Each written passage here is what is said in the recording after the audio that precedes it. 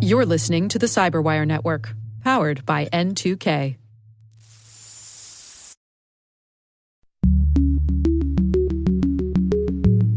In response to your feedback, we're now offering the Caveat newsletter, a single weekly digest of news and analysis previously covered in our pro-policy, privacy, and disinformation briefings. If you're already a pro subscriber, thank you. You'll have access starting this week. And for everyone else, visit cyberwire.com/pro and sign up today.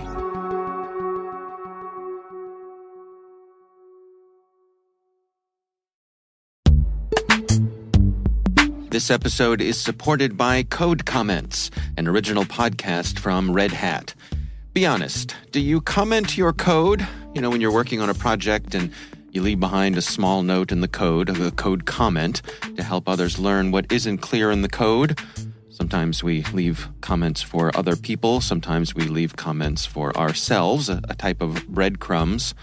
There's a lot of work required to bring a project from purchase to production, and the documentation doesn't always cover changing team dynamics. So the Code Comments podcast, which is hosted by Jamie Parker, he's a Red Hatter and an experienced engineer. In every episode, Jamie recounts the stories of experienced technologists from all across the industry who share what they've learned from implementing new technology. So if you're interested in real stories from real people going through real change, check out the Code Comments podcast. You can search for Code Comments in your podcast player. We'll also include a link in the show notes. My thanks to Code Comments for their support.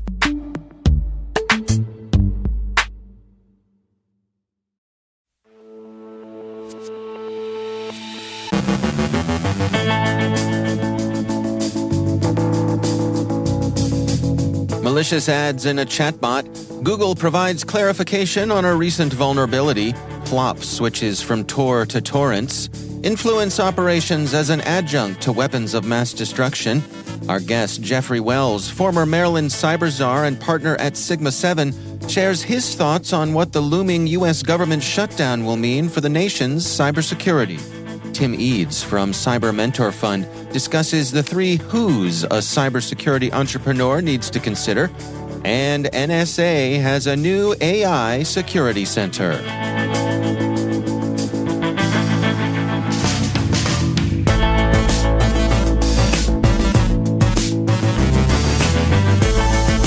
I'm Dave Bittner with your CyberWire Intel briefing for Friday, September 29th, 2023.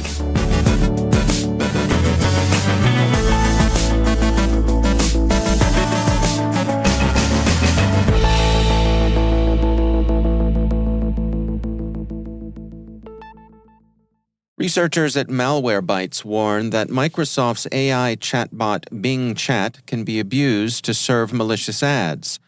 When the tool is used to search for a service, it may offer sponsored results similar to those seen at the top of a regular search engine query.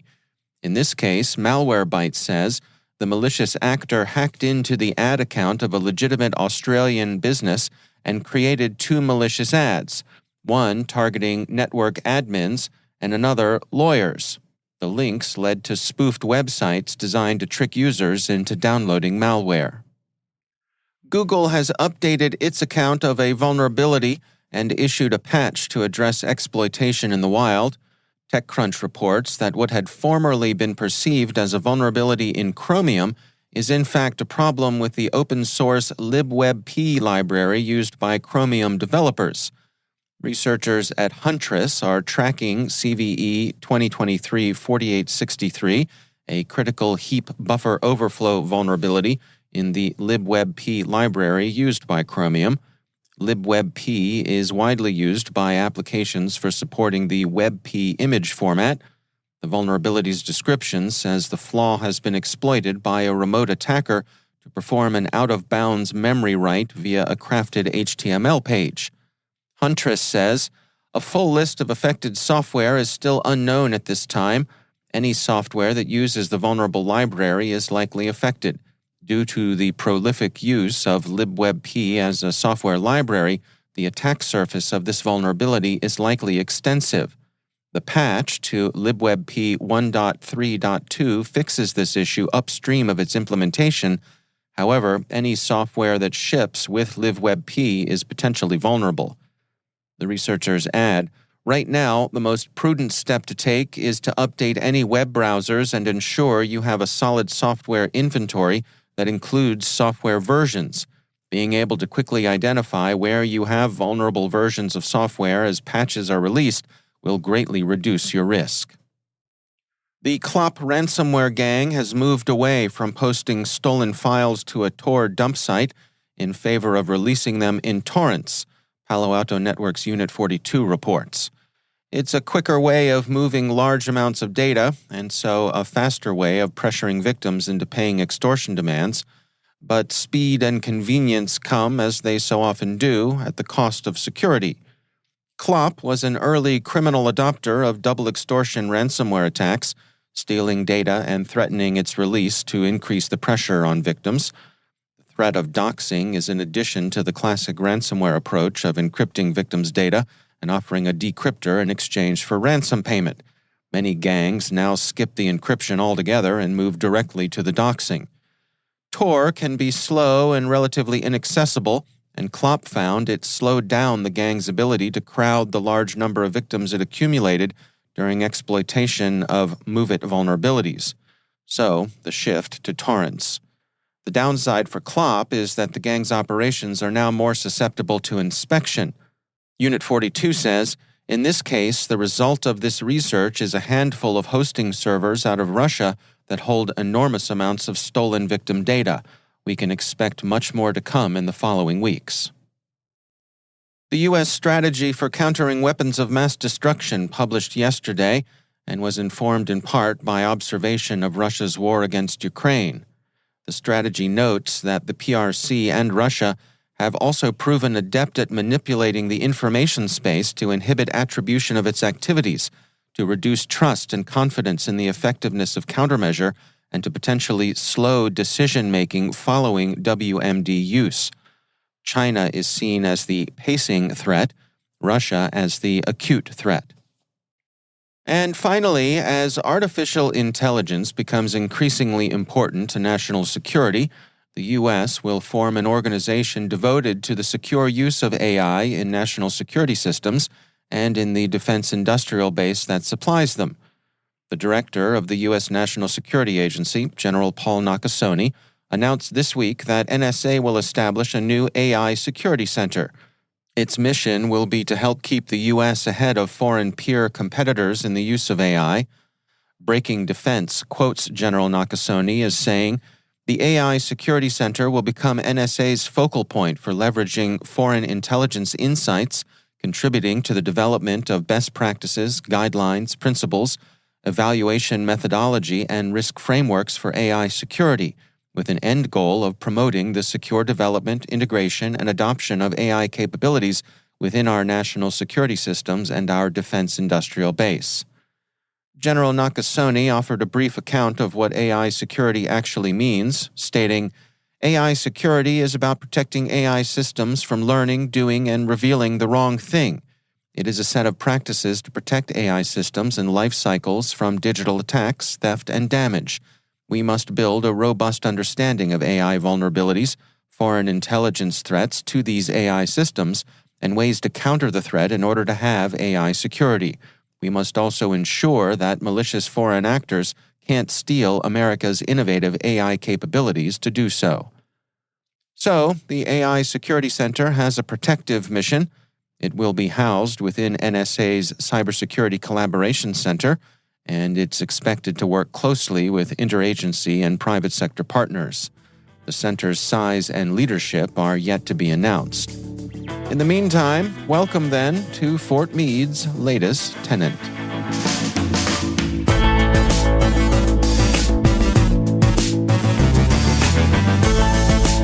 Coming up after the break, Jeffrey Wells from Sigma 7 shares his thoughts on what the looming U.S. government shutdown will mean for the nation's cybersecurity. Tim Eades from Cyber Mentor Fund explains the 3 who's a cybersecurity entrepreneur needs to consider. Stay with us.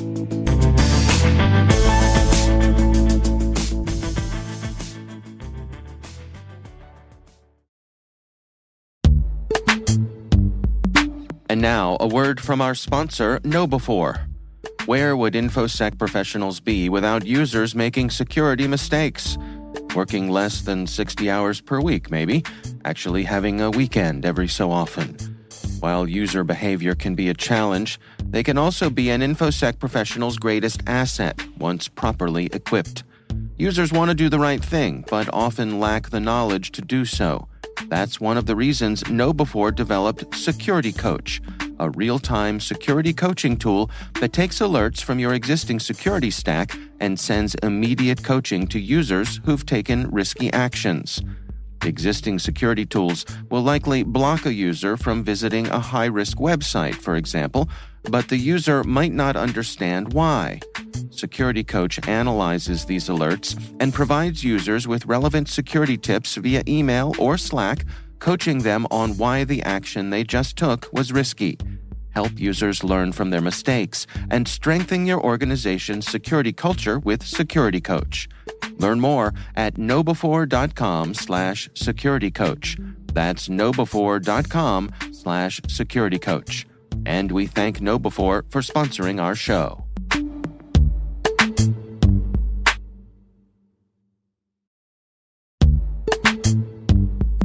Struggling to secure on-prem apps with modern identity? Don't worry, you're not alone. Join industry leaders from Fortune 500 organizations to secure your apps on any cloud with any IDP, regardless of your environment's complexity. Meet Strata's identity orchestration platform, Mavericks. Say goodbye to the headaches of app refactoring and legacy tech debt. With identity orchestration, you can modernize legacy apps to use MFA or passwordless authentication in a few weeks, migrate from one IDP to another, and so much more without changing the app. No matter your IAM use case, Strata extends the value of your current identity investments. And the best part? You can try it for free today. Visit strata.io/cyberwire to share your biggest identity challenge, and they'll hook you up with a complimentary pair of AirPods Pro.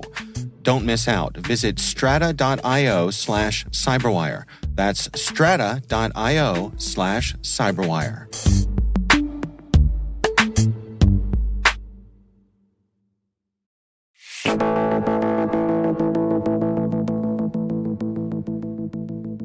It is my pleasure to welcome to the show Jeffrey Wells. He is a partner at Sigma 7, also formerly Maryland's cyber czar and a founding partner at NIST. Jeffrey, thank you so much for joining us. Thanks, David. It's a pleasure to be here this morning. So as you and I get together here today, it is the morning of Friday, September 29th, and the potential government shutdown is looming large here. Can we start off with just your take? What are the odds that we're actually going to see a shutdown here in your estimation? I think we're 99% going to, unless there's some sort of last-minute miracle, I think the shutdown is inevitable at this point. Yeah. Everything I've seen and heard last night in D.C., it doesn't look like there's any movement. Well, let's talk about the potential implications of that for the folks who are tasked with defending our nation's cybersecurity. Where does that leave us? Unfortunately, it does not leave us in a great position. I think we can liken the shutdown as a tool and its impact both on government and then the ripple effects to commerce and the risk, a bit like extortionware at the moment. This is going to hit CISA incredibly hard. Somebody told me last night that 80% of CISA employees will be furloughed, which leaves somewhere around 500 employees to maintain operations. And that's an incredible challenge for those 500 employees, but also, they're not being paid during that period. Sure, at some point when the government comes back into business and is operational, they'll get back pay most likely, but the morale of trying to defend and be responsible for sharing information and which CISA is in charge of cybersecurity and infrastructure security. That's a pretty heavy load for 500 individuals. And then you start to think about that as a ripple effect is, our national intelligence, NSA will have individuals that are furloughed. This happened back in 2017, 2018. And it's going to take an incredibly long time for for business and government to recover because of the great work that, and I really do call it great work, that CISA and the U.S. government have done over the last couple of years to ensure that information sharing takes place. And with the shutdown, there'll be no information sharing, or it's going to be incredibly challenging. And I think it's going to feel much like a ransomware or an extortionware attack, where everyone's going to feel incredibly under-resourced, overtasked, and incredibly tired and underappreciated. I've heard folks say that President Biden could come at this by making the folks at CISA part of critical infrastructure, saying similar to the way folks in the TSA work through a shutdown like this. Do you have any insights there? Yeah, technically he could, not inside of CISA. There, the contingency plans and response plans that CISA has, is a bit of a challenge, and to understand completely what that would mean. Is would he be able to say that all of them are, or that more than those 500? Then I guess thinking a little bit bigger beyond CISA is, what does the president or what can the White House really do is start deeming everything critical. And so the shutdown really doesn't happen, or it becomes even more of a push and pull between the Hill and the White House for who's critical. And we've defined what critical is so that we can operate kind of on a skeleton crew. But I just sort of have kind of mixed feelings that sure, but where do you stop with those exceptions? And, it's not just CISA. It goes beyond, CISA to FBI to really all of the information security operations across the government enterprise, and then, to the ISACs, and then kind of beyond to the federal funding that enables the information sharing and some of the operations. Again, where do you draw that line? I'm not the president or don't work at the White House, don't have to make those decisions. But, I don't think that we should be in a position to make those decisions. We shouldn't be having to deal with this extortion, really. And not to get political, but this is an extortion situation. If I'm a bad actor or working for one of our adversaries out there, am I looking at this as a potential opportunity? Yes. Putting on my chief evil officer hat, especially as a nation state or criminal threat actor, I would be looking at this as a real opportunity to take advantage of the fact that, again, people will be under-resourced, both at the government level as well as the commercial level, because that information is shared. That this is an opportunity to expand on programs that or vulnerabilities that have already been taken advantage. Just think of kind of. I was thinking last night of Volt Typhoon, times exponential growth over the next 10 days. If I was a threat actor operating out of a particular country on the Black Sea, I would be looking at ways to exploit this to my advantage. And there just are a lot of vulnerabilities that the government shutdown creates. Again, coming back to resources and information, which are two of the greatest tools that organizations, both the U.S. government and private sector, have at their ready to be able to address those.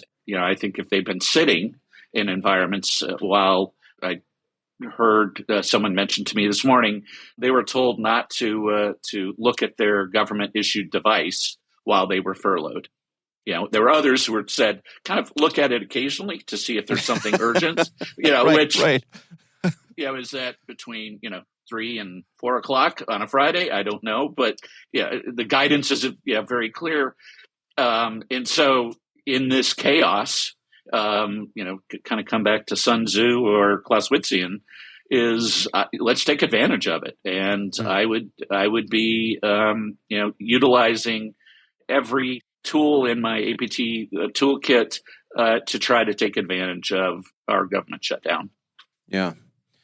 All right. Jeffrey Wells is a partner at Sigma 7. He is former Maryland cyber czar and also a founding partner at NIST. Jeffrey, thank you so much for joining us. Hey, thank you for having me, Dave. You have yourself a wonderful weekend, and let's hope this ends quickly.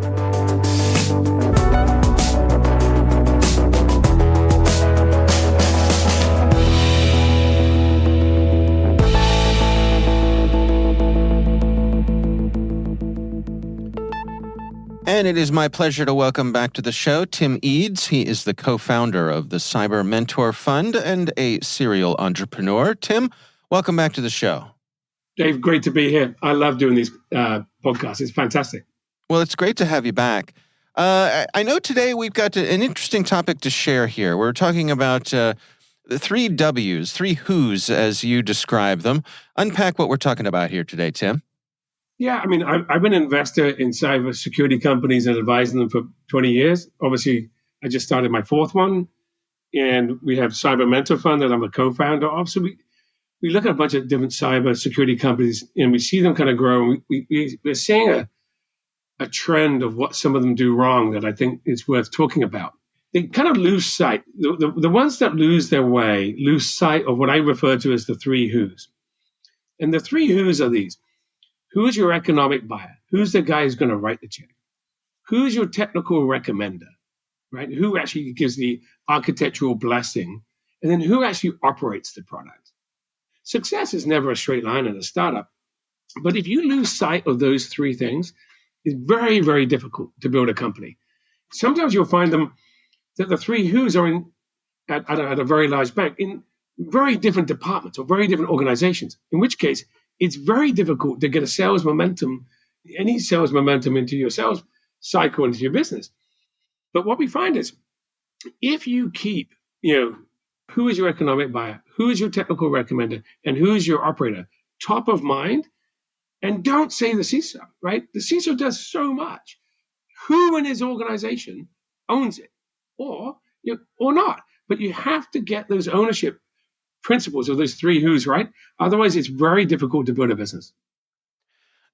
Does it come to pass sometimes that these three who's aren't aligned, that they could be in conflict with each other? Not so much conflict if they are, but if the sales team and the product team and the CEO and the startup doesn't know who they are, you'll get lost, right? You end up building products that are incomplete. You end up building things that are, almost like has three heads as opposed to just one. And what you find is, let's say you're going to build a product that is in the firewall business, right? It's, you need the guy who buys the firewalls, the guy who sets the policy on the firewalls, and the guy who operates the firewalls. If you're in the identity business and you're after identity access management, there's an identity access management architect, there's the identity access buyer, and there's the operator of the tools. I know this sounds simple, but lots of startups lose that. And it's a real trick question when you're going to look to a startup and you're about to meet them or invest in them is who are the three who's? And it's particularly in the enterprise world, it's a great question to ask. Can we dig in a little bit on this notion of who operates the product? Because that really strikes me as being key here. I can imagine the short-sighted view of saying, we got to make this sale, so we're going to target the person who purchases something, but then that might not be the same person who's working with it day to day. Very rarely is the same person in any organization of any real size. So, if you don't know who the operator is, there's a guy that they could say no to your business. You don't know how familiar he is with the competitive products or the legacy products. But you've got to be, live a day in the life. So as you build the product, as you build the user interface, you want to make sure that the operator of the product has a fantastic experience. I mean, the best example of this, actually, if you go all the way back to the early days of Palo Alto Networks, Panorama, their user interface, was legendary because the people that just knew it and loved it and built on it. Splunk in the early days was the same thing. But some of these people, some of the startups these days, can't answer the question, who is your day-to-day operator of the product? How do you recommend that organizations kind of dial this in? Who do they focus on? How do they set their priorities? Well, it's up to the startup to understand as they go through their little phases of, seed funding to A to B to C to D, to keep this notion front and center, to keep the operator, the three who's front and center, in particular the operator. Because what happens is at the operator level, in particular, they will share information between other operators, and they can give you really good operating feedback on how to operationalize the technology. So it's a good model if you can keep that center. All right. Well, certainly something interesting to consider. Tim Eades, thanks so much for joining us.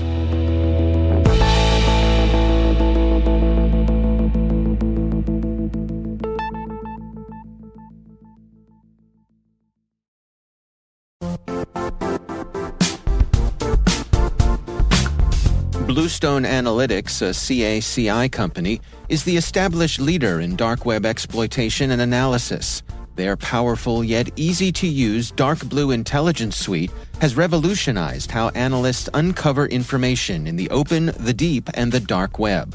With an easy integration between data exploration and collection, Bluestone's tools will help you discover, pursue, and engage without revealing your identity to adversaries. Learn why analysts trust Bluestone Analytics to reveal hidden data at www.bluestoneanalytics.com. Shed some light on the deep, dark web. That's bluestoneanalytics.com.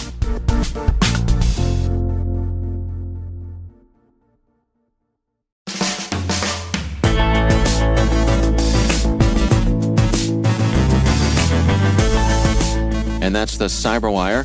For links to all of today's stories, check out our daily briefing at thecyberwire.com. Be sure to check out this weekend's Research Saturday and my conversation with David Liebenberg from Cisco Talos. We're discussing their discovery of cracked Microsoft Windows software being downloaded by enterprise users all over the world. That's Research Saturday. Check it out. We'd love to know what you think of this podcast. You can email us at cyberwire@n2k.com. Your feedback helps us ensure we're delivering the information and insights that help keep you a step ahead in the rapidly changing world of cybersecurity. We're privileged that N2K and podcasts like the CyberWire are part of the daily intelligence routine of many of the most influential leaders and operators in the public and private sector, as well as the critical security teams supporting the Fortune 500 and many of the world's preeminent intelligence and law enforcement agencies. N2K Strategic Workforce Intelligence optimizes the value of your biggest investment, your people. We make you smarter about your team while making your team smarter. Learn more at n2k.com. This episode was produced by Liz Irvin and senior producer Jennifer Iben. Our mixer is Trey Hester with original music by Elliot Peltzman. The show was written by our editorial staff. Our executive editor is Peter Kilpie, and I'm Dave Bittner. Thanks for listening. We'll see you back here next week.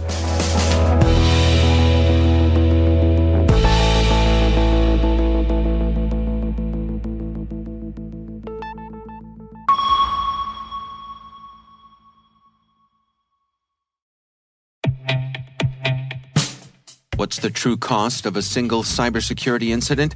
Try $4.3 million, and it's even higher in the United States. Each organization faces more than 1,200 cyber attacks per year.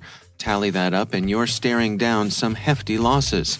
Getting ahead of these threats requires the right technology for tying cyber risk to business impact, so you can add context to any risk decision, prioritize remediation, and report what matters most to your key stakeholders. LogicGate's Risk Cloud Cyber Risk and Controls Compliance solution makes all of that possible. Learn more at logicgate.com.